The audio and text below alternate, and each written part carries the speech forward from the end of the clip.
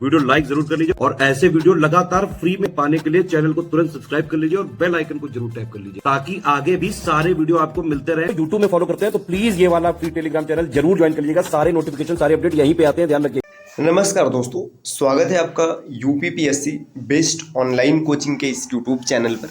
आज की इस वीडियो में हम लोग 1857 की जो क्रांति हुई इसमें असफलता के प्रमुख कारण क्या रहे थे और इसके आगे की चीज़ों का डिस्कशन करेंगे। इससे पहले की वीडियो में हम लोगों ने 1857 की क्रांति, उसका प्रमुख केंद्र क्या था, उससे महत्वपूर्ण बिंदुओं के बारे में समझ रखा है। अगर आपने नहीं देखा है तो आप प्लेलिस्ट में जाकर जरूर देखिएगा। यह सीरीज सभी प्रकार के प्रतियोगी परीक्षाओं के लिए अत्यंत महत्वपूर्ण है। तो चलिए शुरू करते हैं आज के इस इंटरेस्टिंग क्लास को। तो देखिए 1857 में जो क्रांति हुई थी, जिसे प्रथम स्वतंत्रता संग्राम के नाम से भी जाना जाता है, इसके असफलता के प्रमुख कारण यहाँ पर दिए। सबसे पहला, विद्रोह में सभी वर्गों का शामिल न होना।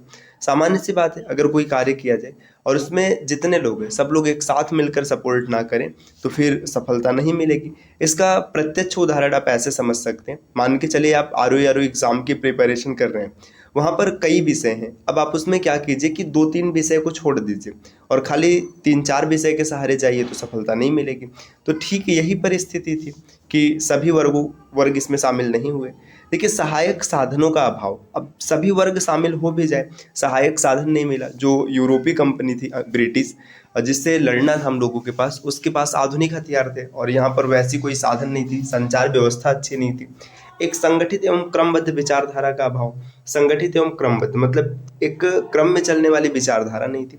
संपूर्ण देश में प्रसारित न हो पाना और अनियंत्रित एवं खराब संगठन। तो ये कुछ प्रमुख कारण थे जिसके कारण 1857 की क्रांति असफल रही।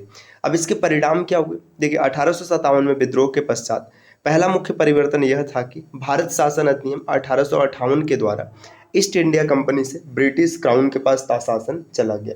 देखिए 1857 तक क्या था कि British east India company Bharat पर शासन का कार्य कर रही थी। अब जब ये क्रांति होती है, इसके बाद क्या होता है कि ब्रिटिश क्राउन अपने हाथ में शासन ले लेती है, ईस्ट इंडिया कंपनी को हटा दिया जाता है।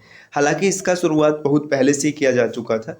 ब्रिटिश क्राउन धीरे धीरे चीज़ों को अपने हाथ में लेना चाहती थी।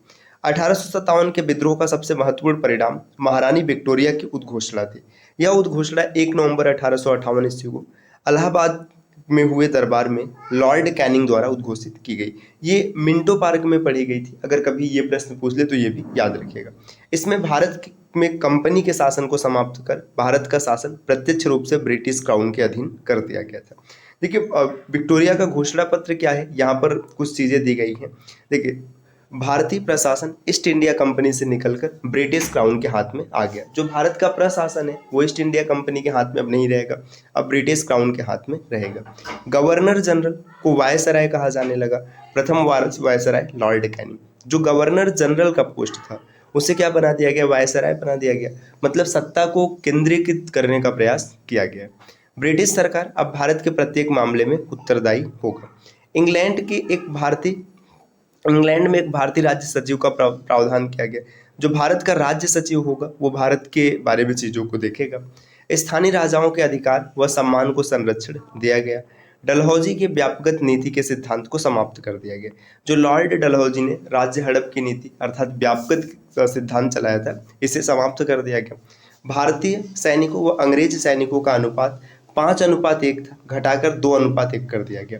देखिए इससे पहले क्या था कि भारतीय सैनिक और अंग्रेज सैनिक का अनुपात 5:1 था। मतलब भारतीय सैनिकों की संख्या ज़्यादा थी, तो अंग्रेजों को समझ में आया कि अगर सैनिक विद्रोह करेंगे तो हम कमज़ोर पड़ेंगे। इसलिए उन्होंने क्या किया कि सैनिकों की संख्या, देखो भारत के जो सैनिक है पहले 50 थे, अंग्रेजी सैनिक 10 रहे। अब इन्होंने ना यहाँ पर 20 और 10 का रेशियो कर दिया। मतलब भाई अब सिर्फ 2 गुना भारतीय सैनिक रखे जाएंगे, जबकि पहले 5 गुना थे। साथियों आपको बता दें, अगर आप आरओ एग्जाम की कंप्लीट और सिलेक्शन वाली प्रिपरेशन करना चाहते हैं तो आप इनमें से किसी भी नंबर पर कॉल या व्हाट्सएप कर टीम के कोर्स के बारे में जानकारी प्राप्त कर सकते हैं। ये ज्ञान सर का व्हाट्सएप नंबर है, आप यहाँ से व्हाट्सएप के माध्यम से भी जानकारी ले सकते हैं। चलिए अब बढ़ते हैं आगे अपने क्लास की ओर। अब यहाँ पर दिए 1857 के विद्रोह में की शुरुआत की महत्वपूर्ण घटनाक्रम, मतलब किस प्रकार से चीज़ें चलती है। तो सब यहाँ पर महत्वपूर्ण दिनांक दिया है, यहाँ जानकारी दी है। देखिए फरवरी 1857 में क्या होता है, बहरामपुर में 19वीं नेटिव इन्फेंट्री ने 1856 ईस्वी में नई शुरू की गई एनफील्ड राइफल का उपयोग करने से इनकार कर दिया। देखिए, ये जो फरवरी 1857 में बहरामपुर में इनकार किया गया, इसमें ये अफवाह चली थी या फिर मान लीजिए सत्य ही रहा होगा कि जो राइफल का कारतूस था जिसे कि दांत से खींचकर खोलना होता था, उसमें गाय और सूअर की चर्बी लगी होती थी। तो अब गाय की बात करें तो गाय को हिंदू पवित्र मानते हैं और सूअर को मुस्लिम मानते हैं, तो इस कारण ये चीज़ें वहाँ पे दंगा भड़काने का काम कर गई। 29 मार्च 1857 बैरकपुर में 34वीं नेटिव इन्फेंट्री के एक युवा सिपाही मंगल पांडे ने गाय और सूअर की चर्बी लगी कारतूस का उपयोग करने से इनकार कर दिया और एक यूरोपीय अधिकारी पर गोली चला दी। मंगल पांडे साथियों ने उन्हें गिरफ्तार करने से इनकार कर दिया। अब देखिए, मंगल पांडे ने क्या किया कि अधिकारी पर गोली चला दी। अब जो सैनिक थे वो भारतीय सैनिक अधिक थे, इस वजह से उन्होंने उनको गिरफ्तार करने से इनकार कर दिया। यूरोपीय वरिष्ठ अधिकारियों के आदेश पर मंगल पांडे गिरफ्तार करके कोर्ट मार्शल किया गया और अप्रैल की शुरुआत में उसे फांसी पर लटका दिया गया। मंगल पांडे की रेजिमेंट को भंग कर दिया गया। तो जिस रेजिमेंट में मंगल पांडे थे उस रेजिमेंट को भंग कर दिया गया। लेकिन इन विवादित कारतूस के मामले में सिपाहियों का असंतोष का दमन नहीं किया जा सका और आगामी दिनों में अंबाला, लखनऊ, मेरठ में सेना की छावनियों से अवज्ञा, लूटपाट, आगजनी की घटनाएं को श्रृंखलित करना शुरू कर दिया गया। अंततः मेरठ के सिपाहियों ने 10 मई को विद्रोह शुरू कर दिया। तो विद्रोह 10 मई को स्टार्ट हो गया, ऐसा माना जाता है। 3 मई 1857 को 7वीं अवध रेजिमेंट ने अधिकारियों की आदेश अवहेलना की और रेजिमेंट को भंग कर दिया था। 10 मई 1857 तीसरी कैवलरी रेजिमेंट के सिपाहियों ने खुले विद्रोह में भाग लिया, अपने अधिकारियों को गोली मार दी, अपने गिरफ्तार साथी सिपाहियों को बचाया जिन्होंने पहले चर्बी वाला कारतूस इस्तेमाल करने से इनकार कर दिया था और दिल्ली की ओर चल पड़े। अब इसके बाद देखिए आगे यहाँ पर क्या दिया, नत्थे खां का संबंध टीकमगढ़ की रानी लड़ाई सरकार से था। ये ग्वालियर घराना के ख्याल के क्लासिकल संगीतकार थे। 1857 ईस्वी के विद्रोह के दौरान सलुम्बर के ठिकानेदार केसरी सिंह ने भी तात्या टोपे की सहायता की थी। अब यहाँ पर ये सब पॉइंट पता है आगे पीछे क्यों दिया, क्योंकि ये सब पेपर में पूछे गए प्रश्न है। जैसे कोई प्रश्न पूछा गया उसमें 4 अलग अलग विकल्प हैं, तो उस हिसाब से चीज़ों को सेट किया गया। मदारी पासी उत्तर प्रदेश किसान आंदोलन से संबंधित है, तो ये नाम याद रखिएगा, मदारी पासी उत्तर प्रदेश में जो किसान आंदोलन हुआ उससे संबंधित है। वर्ष 1921-22 में अवध प्रांत के किसानों के हित में मदारी पासी और सहदेव ने एका आंदोलन चलाया।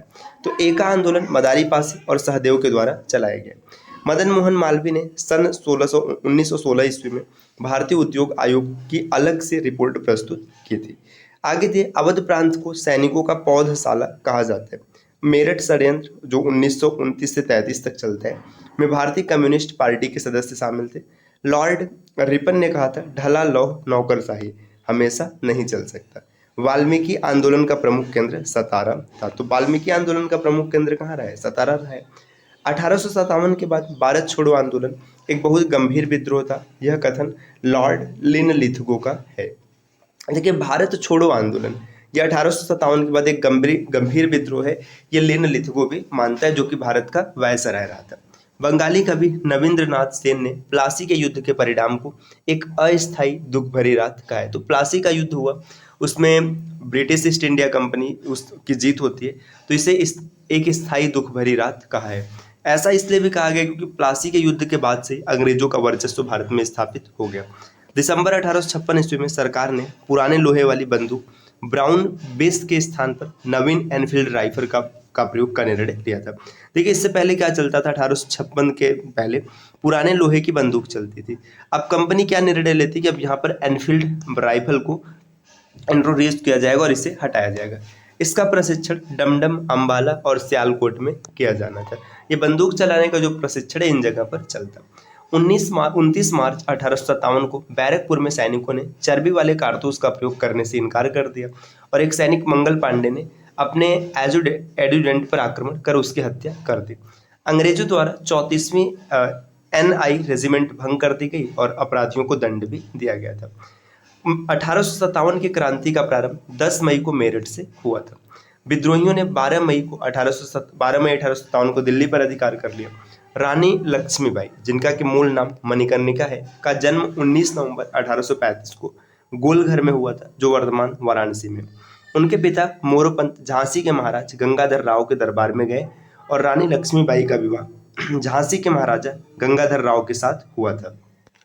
रानी लक्ष्मीबाई की समाधि ग्वालियर में स्थित है। तो ये पॉइंट इंपॉर्टेंट है, इनकी समाधि ग्वालियर में। झांसी में 4 जून 1857 ईस्वी को रानी लक्ष्मीबाई के नेतृत्व में विद्रोह की शुरुआत हुई। अंग्रेज जनरल ह्यूरोज से लड़ते हुए 18 जून 1858 ईस्वी को वो वीर गति को प्राप्त हुई। रानी लक्ष्मीबाई की मृत्यु पर ह्यूरोज ने लिखा, भारतीय विद्रोहियों में यहाँ सोई हुई औरत अकेली मर्द है। मतलब जो भारतीय विद्रोह किए थे उसमें ह्यूरोज ने ऐसा कहा कि रानी लक्ष्मीबाई इकलौती मर्द है। मर्द कहने का तात्पर्य यहाँ पर वीरता से है। लखनऊ, जो कि अवध है, में विद्रोह का प्रारंभ 30 मई 1857 को हुआ था। विद्रोह का नेतृत्व बेगम हजरत महल ने किया था। ये तो हम लोगों ने पीछे भी देखा है ना, कि किसने नेतृत्व किया और किसने दमन किया। उन्होंने अपने बेटे बिजरिस कादिर को नवाब घोषित कर दिया। अतः 21 मार्च 1858 को कैम्पबेल ने गोरखा रेजिमेंट की सहायता से लखनऊ पर पुनः अधिकार कर लिया था। देखिए, लखनऊ का जो नेतृत्व है ये किसने किया था? बेगम हजरत महल। और उसका दमन किसने किया? कैम्पबेल ने। 5 जून 1857 को कानपुर में नाना साहेब, जो कि धोतो पंथ के नाम से भी जाने जाते हैं, को पेशवा मानकर स्वतंत्रता की घोषणा की गई। नाना साहब को सेनापति तात्या टोपे से बहुत सहायता मिली थी। अजीमुल्ला खां नाना साहब के सलाहकार थे। अजीमुल्ला ने को क्रांति दूत के नाम से भी जाना जाता है। तात्या टोपे को रामचंद्र पांडुरंग के नाम से भी जाना जाता है। इनका जन्म महाराष्ट्र में येवला गांव में हुआ था। तात्या टोपे को 18 अप्रैल 1859 को फांसी दी गई थी। आंवला के ठाकुर कुशल सिंह ने 1857 की क्रांति में अंग्रेजों और जोधपुर की संयुक्त सेना को पराजित किया था। 1857 के विद्रोह को मिर्जा गालिब ने स्वयं अपनी आंखों से देखा था। मिर्जा गालिब का जन्म 27 दिसंबर 1796 को आगरा में और मृत्यु 15 जनवरी 1869 दिल्ली में हुआ था। 1857 का जो स्वतंत्रता संघर्ष है, इसमें ग्वालियर के सिंधिया ने अंग्रेजों की सर्वाधिक सहायता की थी। देखिए, अभी स्टार्ट में आपने देखा कि विद्रोह सफल नहीं हुआ, क्योंकि यहाँ पर देख लीजिए, जो ग्वालियर के सिंधिया है ये अंग्रेजों की सहायता में लगे हुए हैं। इसी प्रकार और भी ऐसे गुट थे जो अंग्रेजों की सहायता कर रहे थे। 1857 के विद्रोह के समय भारत का गवर्नर जनरल लॉर्ड कैनिंग था और यही भारत का अंतिम गवर्नर जनरल भी माना जाता है। विद्रोह के समय लॉर्ड कैनिंग ने इलाहाबाद को आपातकालीन मुख्यालय बनाया था। लॉर्ड कैनिंग भारत में कंपनी के द्वारा नियुक्त अंतिम गवर्नर जनरल और ब्रिटिश साम्राज्य के अधीन नियुक्त भारत का पहला वायसराय भी होता है। 1857 के सिपाही विद्रोह को भारत में प्रथम स्वतंत्रता संग्राम के नाम से तथा ब्रिटेन में इंडियन म्यूनिटी के नाम से अभिहित किया जाता है। 1857 के विद्रोह के समय बैरकपुर में lieutenant general sir John Bennett Harris commanding officer थे। 14 सितंबर 1857 में को अंग्रेजों द्वारा दिल्ली पर अधिकार करने के क्रम में जनरल जॉन निकलसन की मृत्यु हुई थी। 1857 में क्या होता है कि लखनऊ में जो अंग्रेज रेजिडेंस है इसकी रक्षा करते हुए sir Henry Lawrence, major general Havelock और जनरल नील की मृत्यु हो गई थी। तो ऐसा नहीं कि नुकसान खाली एक पक्ष से हो रहा था, भाई युद्ध होगा तो दोनों पक्ष से नुकसान होगा। आगे दिए 1857 ईस्वी में भारतीय स्वाधीनता आंदोलन के इतिहास सरकारी इतिहासकार सुरेंद्र नाथ सेन थे, जिन्होंने अपनी पुस्तक 1857 यहाँ पे 19 आ गया गलती से, है ना। अच्छा, 1957 में प्रकाशित की थी। सर सैयद अहमद खान द्वारा लिखित पुस्तक असबाब ए बगावत हिंद 1859 में प्रकाशित हुई, जिसमें 1857 के विद्रोह के कारणों पर चर्चा की गई थी। तो असबाब ए बगावत हिंद सर सैयद अहमद खान ने लिखा है। भारत सरकार द्वारा आरसी मजूमदार को 1857 के विद्रोह का इतिहास लिखने के लिए नियुक्त किया गया था, लेकिन सरकारी समिति से अनबन होने के कारण उन्होंने यह कार्य करने से इनकार कर दिया और अपनी पुस्तक द सिपाही म्यूनिटी एंड द रिबेलियन ऑफ 1857 को स्वतंत्र रूप से 1957 में प्रकाशित किया था। इसके बाद और भी देखें, यहाँ पर चीजें दी गई, इसको हम लोग देखते हैं। देखें, 1857 के विद्रोह के दमन के बाद ब्रिटिश सरकार ने भारतीय फौज को नवगठित करने के लिए पील आयोग का गठन किया, जिसमें सेना के रेजिमेंटों को जाति, समुदाय और धर्म के आधार पर विभाजित किया गया। देखिए, अब यहाँ पे क्या हुआ कि सेना आपस में विभाजित हो जाएगी। आगे यहाँ पर दिया, बंगाल में यूरोपीय सैनिकों का भारतीयों से अनुपात 1:2 रखा गया, जबकि मद्रास तथा बंबई में 1:3 रखा गया। बेंजामिन डिज़राइली 1857 के विद्रोह को राष्ट्रीय विद्रोह कहते हैं, तो ये नाम आपको याद रखना, बेंजामिन डिज़राइली। आगे देखिए दिया है भारतीय स्वतंत्रता संग्राम से जुड़ी घटनाओं का कालक्रम। कांग्रेस मंत्रालयों का इस्तीफा अक्टूबर-नवंबर होता है। देखिए, मुस्लिम उद्धार विकास ये यहाँ पर है, व्यक्तिगत सत्याग्रह है ना, का प्रत्यक्ष कार्यवाही दिवस, ये सब चीज आपको याद रखना है, ये पूछा जाता है कई बार। 1857 ईस्वी में लंदन में प्रकाशित समाचार पत्र टाइम्स के संवाददाता सर विलियम हॉवर्ड रसेल थे, जिन्होंने लिखा था कि उत्तर भारत में कोई भी श्वेत व्यक्ति के कार्य को मैत्रीपूर्ण दृष्टि से नहीं देखते। तो साथियों ये आज की क्लास रही जिसमें हम लोगों ने ये देखा 1857 की क्रांति के असफलता के क्या कारण थे और कुछ महत्वपूर्ण बिंदु। तो इस प्रकार की वीडियोस आपको लगातार मिलती रहेंगी, बस इसके लिए आपको चैनल को सब्सक्राइब करना है। अगर आप RO या फिर यूपी PCS की कंप्लीट तैयारी करना चाहते हैं तो आप टीम के पेड कोर्सेज को ज्वाइन कर सकते हैं, जिसके लिए आप इनमें से किसी भी नंबर पर कॉल या व्हाट्सएप कर कोर्स की जानकारी प्राप्त कर सकते हैं। ये ज्ञान सर का व्हाट्सएप नंबर है, आप यहाँ से व्हाट्सएप के माध्यम से भी जुड़ सकते हैं। तो मिलते हैं साथियों आपसे अगली वीडियो में, तब तक के लिए नमस्कार।